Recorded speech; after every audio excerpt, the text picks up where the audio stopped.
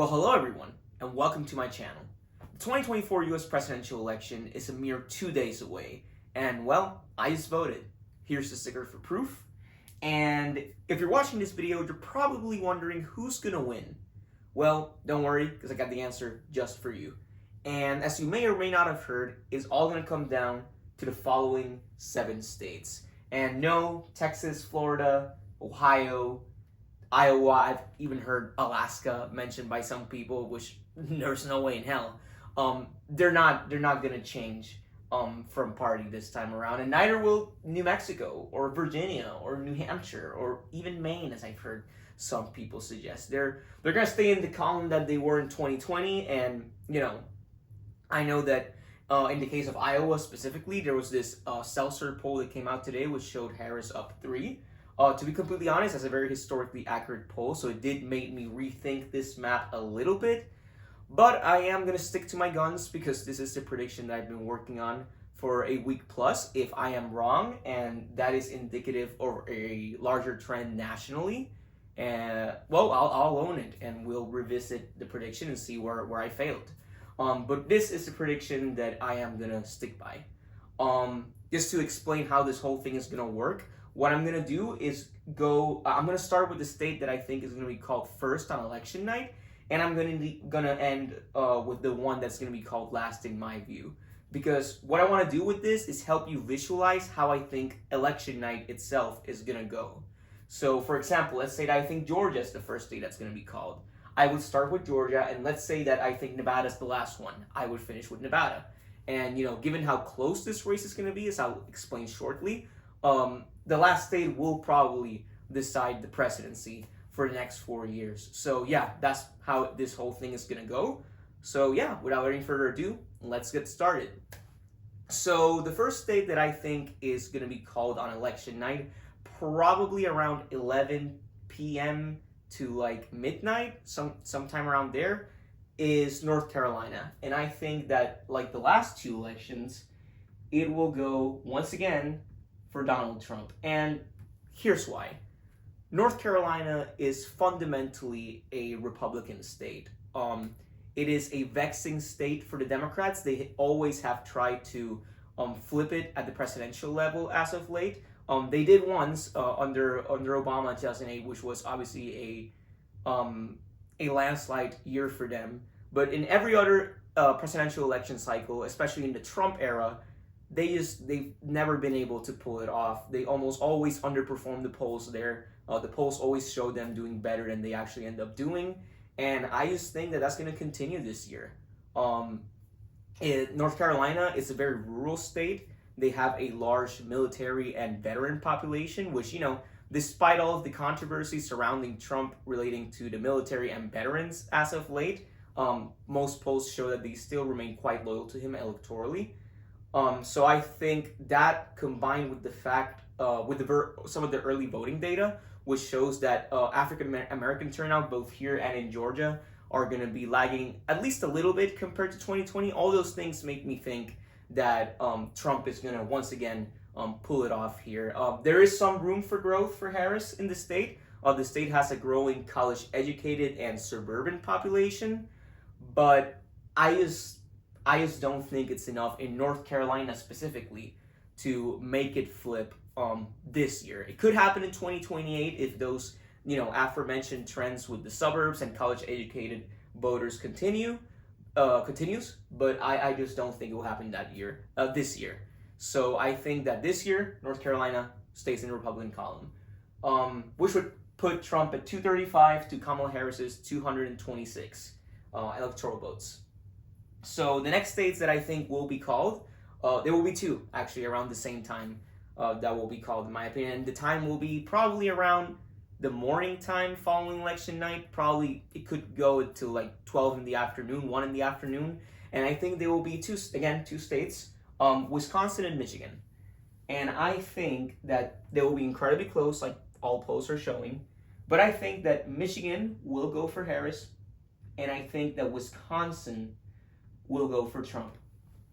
This is kind of a hot take because most people I've heard are saying that if one blue wall state goes a certain way, the entire blue wall will follow. So a lot of people are saying if Kamala wins Pennsylvania, she'll sweep the entire Rust Belt, and vice versa with Trump. I disagree because, first of all, I think Trump is going to win at least one Rust Belt state, considering how close this election is. And if I had to bet on which Rust Belt state that is, it would be Wisconsin. And that is because Wisconsin is the most fundamentally conservative state out of these three key battlegrounds. Not only did Trump win it by the most in 2016, along with Pennsylvania, but it was also the state that he lost by the least in this region in 2020. He lost it only by less than 1 point compared to Michigan, which he, almost which he lost by almost 3 points, and Pennsylvania that he lost by, just over a point. So I think that definitely helps Trump there. It is also the state where Republicans have performed best in off-year and midterm elections. The governor races are always close there, and they were able to keep their Senate seat in 2022, which was not a catastrophic year for Republicans, but it was definitely disappointing. So it was definitely something that was impressive in that context.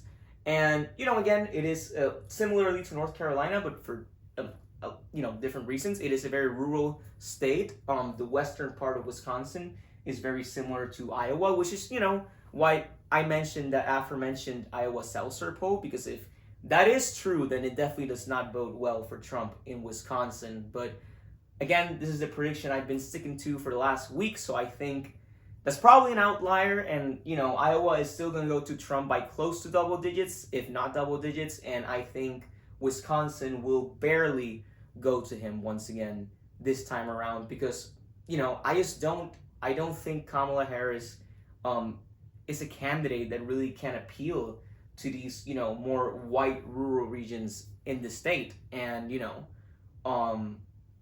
the polling, I know that the polling has shown Kamala Harris, for some reason, performing the best here out of all of the three Rust Belt states for most of the cycle. I think recently they have Michigan showing that, putting the best numbers for her, which, kind of matches up with my prediction. I'll get to Michigan shortly.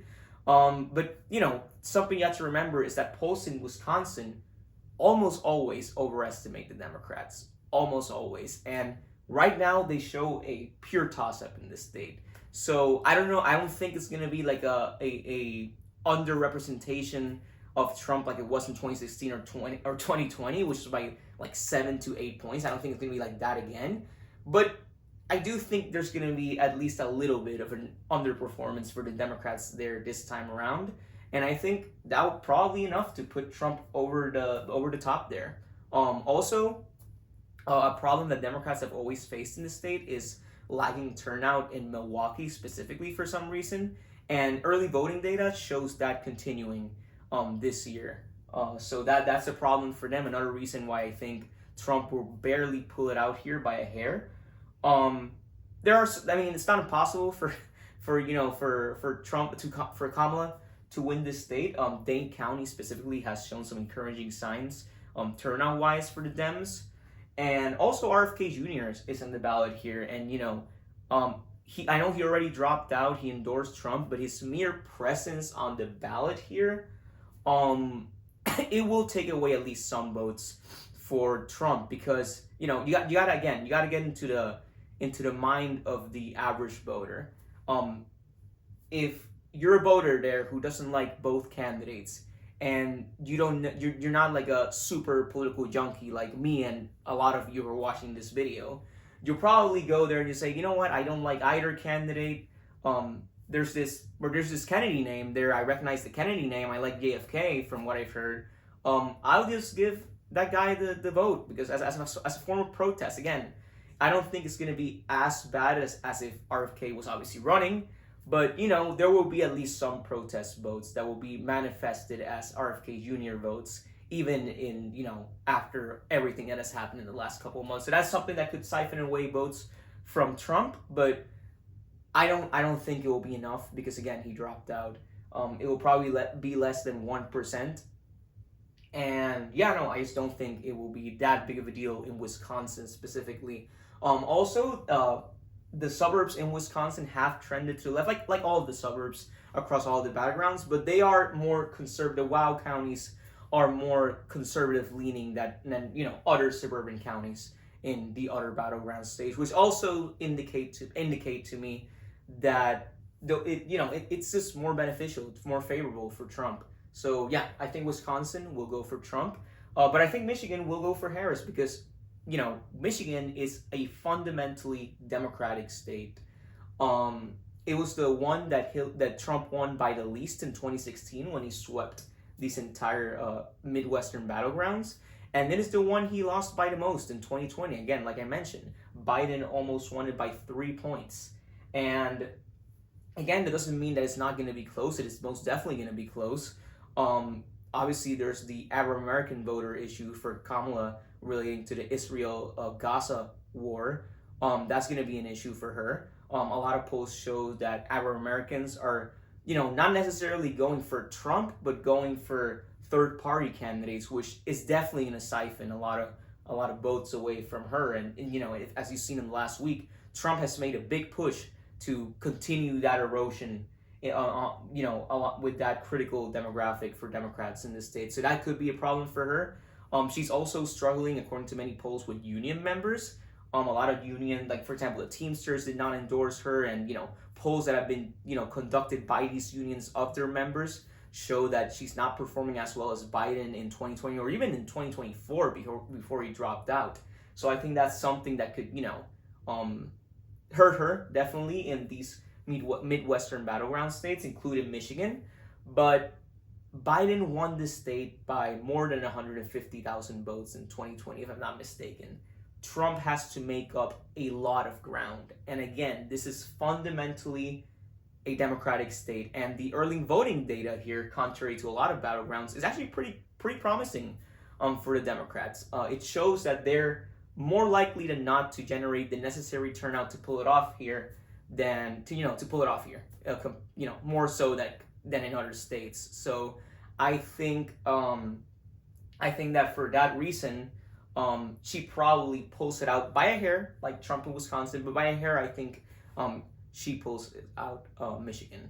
So that's what I think is going to happen there, which would put Trump at 245 to Kamala Harris's 241 by the afternoon in the day following election night, which obviously means we would have no president declared yet. This is going to be an election that I think is going to take a couple of days, if not weeks, to call, and obviously that's going to lead to a lot of finger pointing and nervousness on both sides.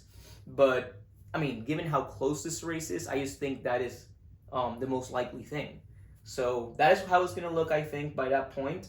And the next states that we got to take a look at are Arizona and Nevada, which are, as always, because this is nothing new, they're going to take days to possibly a week plus to call.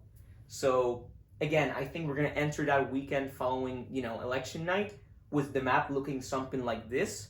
And I think at some point at the end of the weekend to the beginning of the, following week, possibly even longer, depending on how close these states are, we're going to get the following calls. And in my opinion, those will be Nevada barely going for Harris and Arizona barely going for Trump. And here's why. Nevada is, again, I know I'm using the word fundamentally a lot, but it's because a lot of this prediction is based on fundamentals. Nevada is fundamentally a Democratic state. And Democrats, unlike the Rust Belt, for example, they tend to overperform the polls there. It is a vexing state for Republicans, like North Carolina for the Democrats, where they always try to flip it, but almost always fail. And, that's just been the historical pattern. But if there's a year where that pattern will finally be broken, it is this year. If not this year, then the following year, because there are a lot of worrying trends for the Democrats. For starters, this is one of the states that has been hit the hardest by inflation. And obviously that helps Trump when it comes to the issue of the economy. And that is an issue that he's pretty strong in all the battleground states. But I think it's going to be very manifested here and in Arizona, because Arizona is also a state that's been particularly hit hard by inflation. And that's very concerning. That's very concerning because almost always the economy is the number one issue. And again, Nevada is a very working class state that doesn't have a lot of college educated voters, which is more favorable for demographically for Trump, obviously. And they're just not, again, union members do not look good for Harris, at least according to the last polls that I saw. And Nevada, usually the Democrats, the reason why they always squeak by is because they rely on the culinary union in Clark County.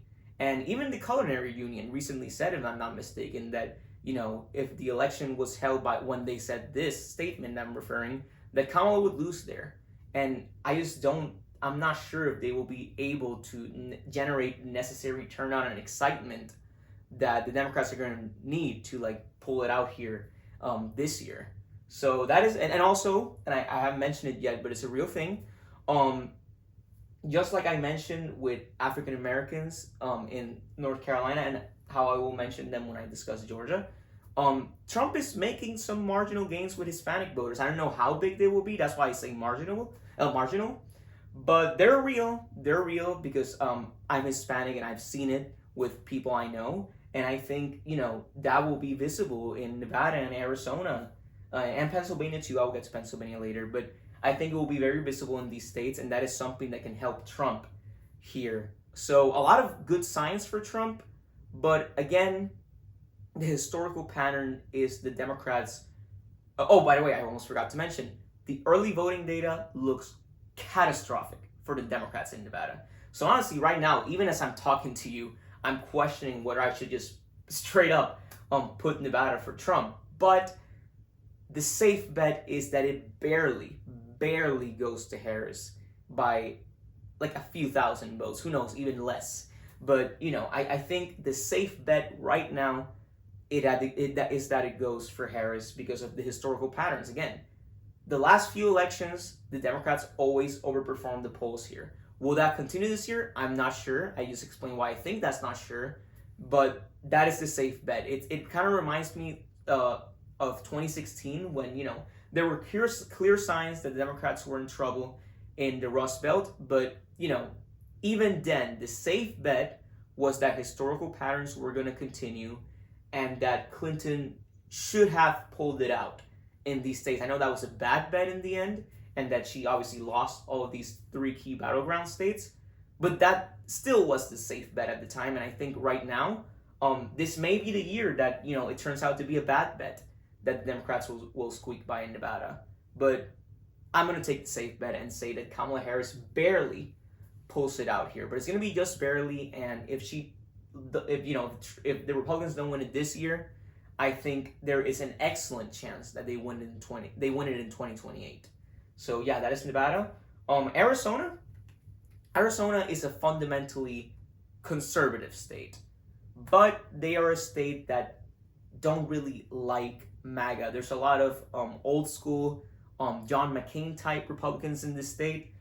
They don't like Trump. It is the reason why Trump lost the state in 2020. And it is the reason why MAGA candidates like Kari Lake have not performed well here since 2020. They almost always lose. And, Kari Lake is not looking good in the polls for this year's Senate race either. And, that is concerning for Trump. That is concerning for Trump, and it is one of the reasons why he could very much lose this state. There's a growing suburban population in this state, in Maricopa County specifically, which is full of, a demographic that I think is going to be a big issue for Trump this year, which are independent, right-leaning, moderate, white, college-educated suburban women. And Trump is just too extreme for them. They perceive him as being way too extreme. Obviously, you can have your opinions about that, but that is simply the perception of those voters, and perception in politics, as in life in general, is reality for most people. So that is a problem for him. But I think, and also, like I mentioned with Nevada, the Hispanic voter, that is good. That is good for him. I don't know why I brought that all of a sudden. But yeah, those are the reasons why I think Trump could lose Arizona. I'm not confident in this prediction, to be completely honest with you. But I think that he does pull it out in the end, because I was gonna mention right now, kind of butchered it there. But like I was gonna mention, the marginal gains that he could make among Hispanic voters could be manifested here. But more importantly than that, in my opinion, is the immigration issue. Arizona is a border state, and immigration, obviously, for that reason, hits particularly close to home. And I mean, to put it quite simply, it doesn't matter what you think. Trump is more popular when it comes to immigration currently, and Kamala Harris is directly associated with the incredibly unpopular Biden policies when it comes to immigration. And that will be tied to her. That will be tied to her. And you combine that with inflation, which also hit Arizona hard, and there's just too many issues that are critical to the decision that a lot of voters are going to make in this state that just don't bode well for Kamala Harris. Again, there's a lot of voters that don't like MAGA there, but I think since immigration in particular is so important here, and since that is an issue that is so unfavorable for Kamala, I think there will be just enough of those voters who don't like Trump, but who will hold their nose and, at the end of the day, say, like, you know what, I don't like Trump. I think his language is too extreme. I wish he wasn't too much of an a-hole. But I think, you know what, I'll just suck it up and vote for him, because Kamala is just so bad when it comes to an issue that hits directly home, into the state where I reside. So for that reason, I think Arizona will ultimately go for Trump. And how many, again, like I mentioned, I think this will take several days, if not potentially up to a week plus, to call. But eventually, at that point, it will be those two states will be called, and we will have Trump at 256 electoral votes and Kamala at 247 electoral votes, which leave us with two states that will ultimately decide the winner of this presidential election. And in my opinion, those two states will be Georgia, which is kind of a hot take, as I'll explain a little bit, and the one that everyone talks about, Pennsylvania. So let me go one by one here.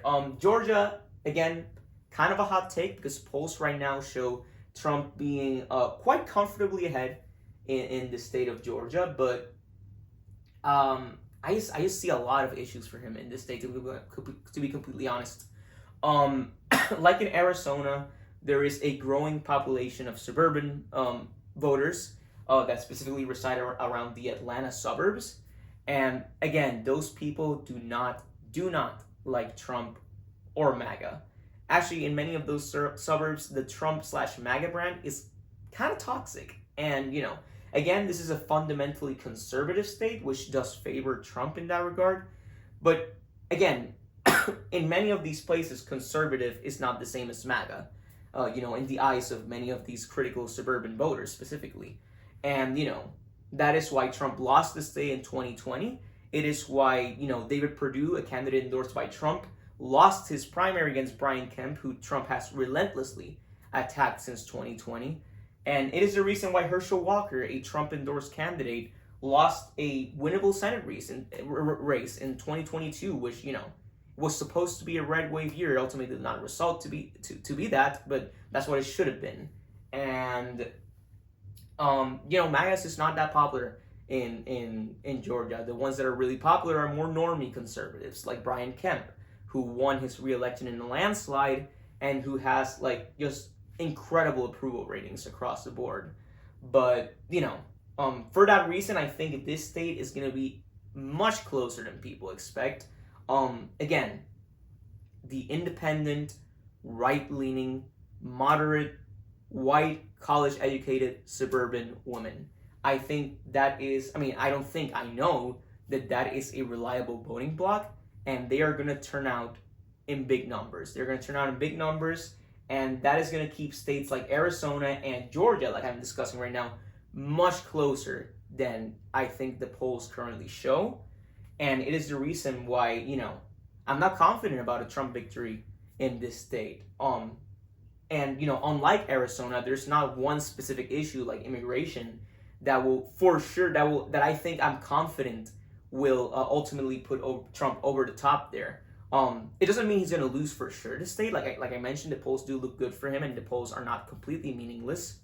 Like North Carolina, the early voting data shows that African American support is going to lag compared to 2020, which does line up with polling too, which shows that it's specifically among young black men. There's just not going to be as much enthusiasm for Democrats as there was in 2020. Actually, Trump may even gain a little bit there. I don't know how much he will gain, but he will gain some, and that could be a big problem here because Democrats rely heavily on African American turnout there. But and also Trump obviously will bring out his people in the rural counties, of which there are many in Georgia.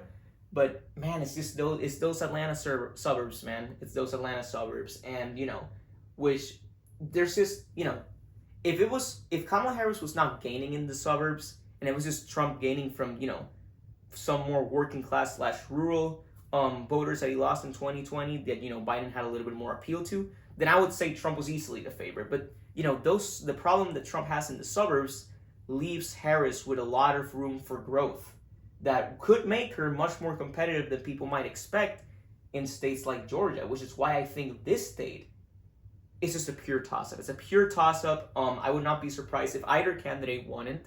How long will it take to officially declare a winner? I'm not sure. I know that the state government there has tried to speed up the process because the slow process has, obviously, as many of you probably know, has led to a lot of controversies in the past couple of years. But I think it will. I just think it's going to be so close that I think even with that sped up process, it's going to take a lot of time to call out. Could take days to possibly weeks plus, like the ones here in the West, but just because of the closeness of the race. So again, I'm not completely sure who's going to win this state, so for now I'm going to leave it blank, and I'm going to go to Pennsylvania now, which is the other quintessential swing state here. It is called the quintessential swing state because it is the quintessential swing state. There's a lot of competing trends here. So in favor of Trump, again, a big rural area in the middle of the state, a lot of white working class voters, which are his base. And, unlike Biden, Kamala Harris just doesn't have that Scranton Joe appeal that allowed him to make, not massive gains with white working class rural voters, but just enough that it helped him pull out the state in the end. Kamala Harris just doesn't have that appeal. I don't think she does. I know some polls show that she can keep Biden's margins intact when it comes to that, but I just don't buy it because she just doesn't have that Scranton Joe appeal that Biden had. Biden grew up there. He sounds like people always criticize his gaffes, which obviously are kind of silly a lot of times, but that makes, for many of these voters, it made him seem more relatable, like a guy who talked like them. And I just don't think Kamala Harris has that. Kamala Harris is going to be perceived by many of these voters as an out of touch Western, coastal elite, Californian coastal elite, and I just think that doesn't bode well for her there. But at the same time, the Philly suburbs, another place where Kamala Harris has a lot of room for growth there. Those suburbs are just a problem for Trump. They just, quite frankly, they are, and even if African American turnout lags a little bit compared to 2020, and even if Trump makes some marginal gains there, Harris can offset it with the Philly suburbs. And I know Trump. I know I mentioned earlier that there's a sizable Hispanic population in Pennsylvania, but the problem with that is that most of them consist of Puerto Ricans, and those comments that were made at the Trump MSG rally a week ago just are not going well with them. How do I know? Well, I'm a Puerto Rican, so I've seen it firsthand, and they're not receiving it well, and I think Trump still makes some gains with them here and in other states where there's a lot of Puerto Ricans, but he's not going to make as much as he could have if it wasn't for that. And that's a problem for him. That's a problem for him because in a state like Pennsylvania, every single vote matters. And if Harris has room for growth in the Philly suburbs, Trump needs as much gains elsewhere to make up for that. So that hurts Trump there. But again, he has a lot of advantages when it comes to the white working class in the state and rural voters. Again, like I mentioned, she just doesn't have the same appeal that Joe Biden had. Again, those gaps, people talk, oh, the gaps are terrible for him, which, sometimes they're not good, but, politically for him, but they make him seem more relatable, which, goes a long way here as someone who grew up there. Kamala Harris doesn't have that same benefit, So, that's the reason why Biden, he won this state by barely over 1 point, but, it could have been less if he didn't have that appeal. It would have been probably Wisconsin type margin, where he won the state by less than 1 point. I think those tiny marginal gains allowed him to win the state by barely over a point. I think in the case of Kamala, again, she's not going to benefit from that, which will make the state, at the very least, if she ends up winning it, much closer than 2020. Probably a margin similar to the one that Biden won Wisconsin by in 2020. And it could be, honestly, I think it will be closer than that, which is why I'm not sure who's going to ultimately win the state. Either candidate can win it, and it is a true coin flip, which means that, in my opinion, these will be the last two states which will be called, and the states that will decide the winner of the presidency this year. So, who do I think? And by the way, this could take days. Again, 2 weeks. And honestly, in the case of Georgia and Pennsylvania, it could be so close that it gets testy. They go to the courts, and possibly it could even go to the Supreme Court. They'll argue about, oh, you didn't count these ballots, and you're not supposed to count those ballots, and it could get very, very ugly, which could drag the process to possibly even up to a month after election. They kind of like the 2000 U.S. presidential election, where we didn't know a winner for a really long time. So that could definitely happen here in either one of these states or both. So be prepared for that. Be prepared for that. But at the end of the day, we will have a winner. And I think this is going to be kind of a cop-out probably, but I'm not sure who is going to be the ultimate winner in these two states. So what I'm going to do is go over 4 of the most realistic scenarios, in my opinion.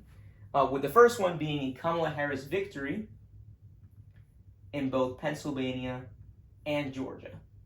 And by the way I go over these scenarios doesn't mean I think one is more likely than the others. I just think these overall are the most likely. So if Kamala Harris wins, I think she's going to win 282 electoral votes to Trump's 256. I think this would be the map of a Kamala Harris victory in this election. Something like this. The other more realistic scenario is Trump winning Pennsylvania while losing Georgia, which would put him at 275 electoral votes to Kamala Harris's 263. So that is one of the more realistic Trump victory maps that could happen in this election. Another thing that I could see happening is Kamala barely pulling it out in Pennsylvania, but losing Georgia.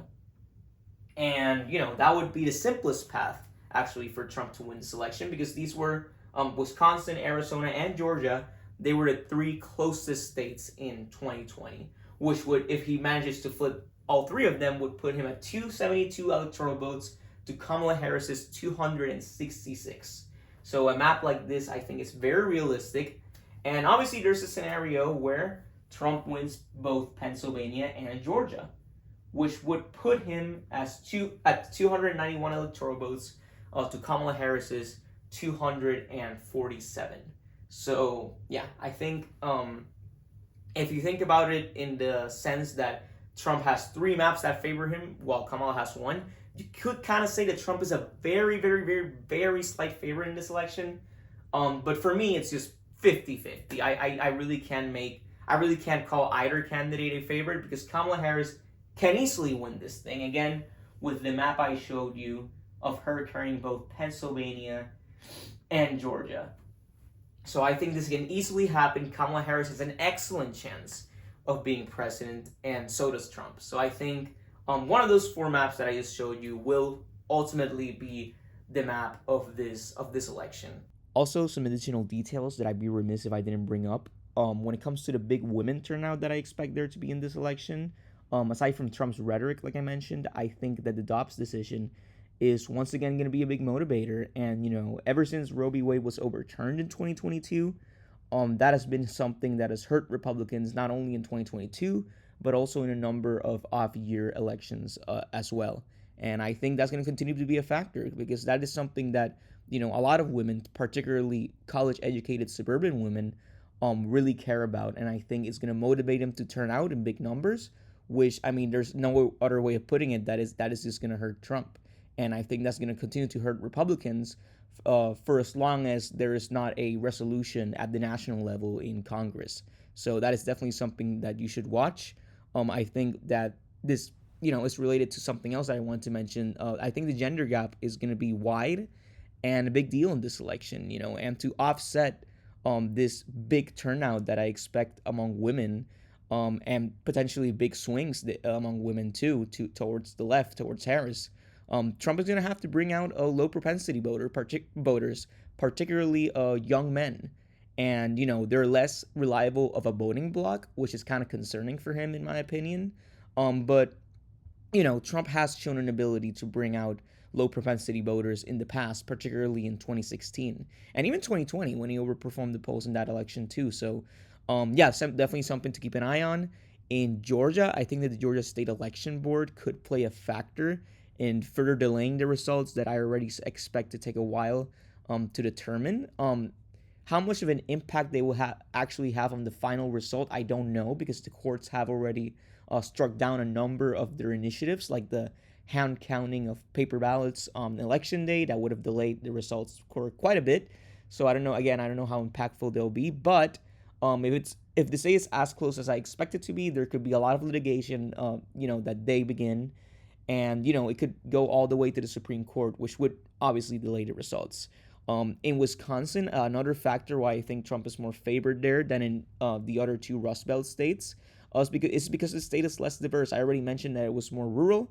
It is also wider than the other two Rust Belt states, which obviously is more demographically favorable for Trump for sure.